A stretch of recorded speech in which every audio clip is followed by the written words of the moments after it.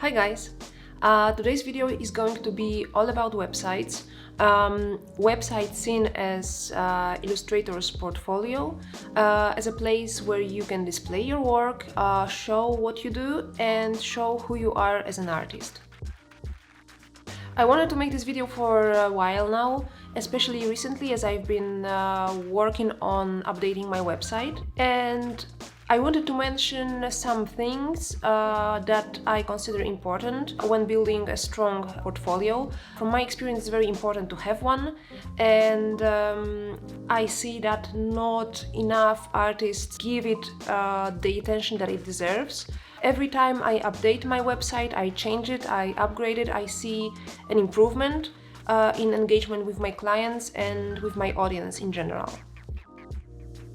So I wanted to share with you some things I learned and some tips and some advice, and let's talk about our websites. So maybe let's start why having a website is actually important.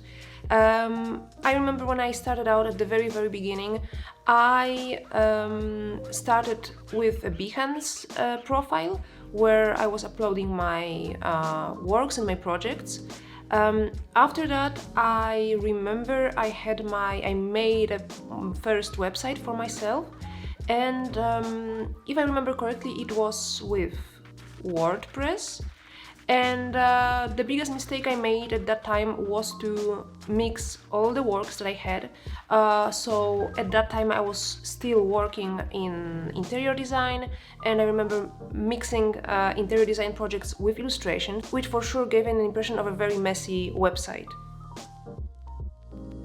A very important thing to mention, and I'm sure you already heard about it, is to carefully select the works that you want to include in your websites.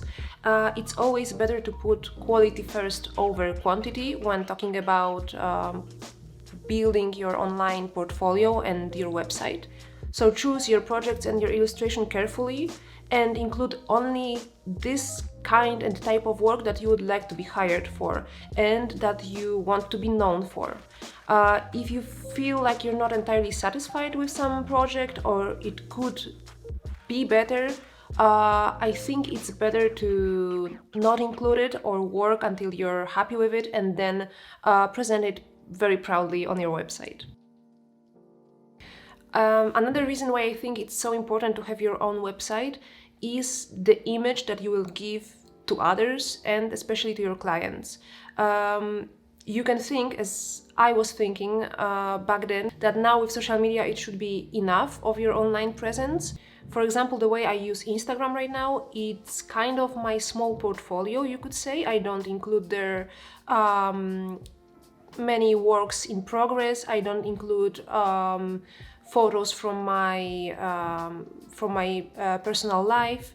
So it's just focused on my work, but still I think you give out much more serious image having your own website, and most importantly, the clients know you are serious about your profession, serious enough to invest your time and sometimes money into building and maintaining your own website.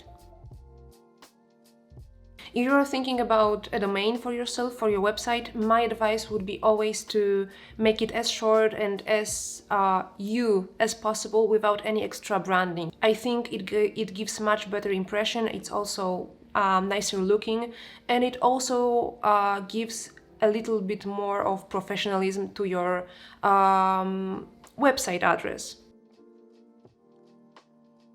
Once you have your own website, please check from time to time if it can load properly, if it opens, if it's still there, because from time to time I see websites of other artists. It also happened to me in the past when I was using another website services, that my page couldn't load properly. The most common cause of that is that you just forget to make the payment for it, which can give out not the best impression of you as a professional, as an artist who stays on top of the things that directly concern you, which is your online presence and online image. Another tip that I can give you is to optimize your images for the website purposes. It happened to me once that when I was using in the past GoDaddy services, whenever more than 5 people tried to visit my website, the images won't load. It also is it can be frustrating for any person visiting your website, because we are all very busy, we are impatient, we want everything to be right in front of us right now at this moment, especially when we are looking for something, when we are looking for information, checking out artist's website. We want the images to load very quickly, and having to wait for images to load properly, I know that not many people will wait to see what you put on your website if the images won't appear quickly. So that's another thing to think about. Just for you to know, right now I'm using Squarespace. This is not a sponsored video, but I also have experience with WordPress and GoDaddy. I think WordPress was pretty easy to use, if I remember correctly, but Squarespace has some great features that you might want to add to your website. Yes, if you want to give it something extra and an extra touch. Another aspect that, in my opinion, is very important when thinking about your own website is to make it as easy to navigate as possible. I remember not so long ago I came across a website of a marketing agency, and to access their works or their portfolio, you had to chase after like an icon that was literally running away from you. And I really wanted to see what they have in their portfolio. I really wanted to see their works. So I was sitting there actually chasing after the running away icon, but I am sure and I'm convinced that there aren't many people with so much patience. And if the website is literally running away from you and making it difficult for you to access it, most of visitors, most of people will just leave it and will just get frustrated. So this is something that I would recommend to avoid in your own website. I would always make sure that your contact information is in a very clear place. So either under the About tab, either under the information or contact tab, or even I saw some artists, and I think it's a very good idea to just put your email in the header of the website somewhere, not very much in your face, but for it to be there somewhere so that it can be easily found, because this is what you actually want. You want clients to contact you, you want leave the email address for them to be easily found. When you're thinking about your own website, also have in mind what is really important for you. In my case, for example, it was to have a very to have all my social media shortcuts or icons in a very visible, clearly accessible place.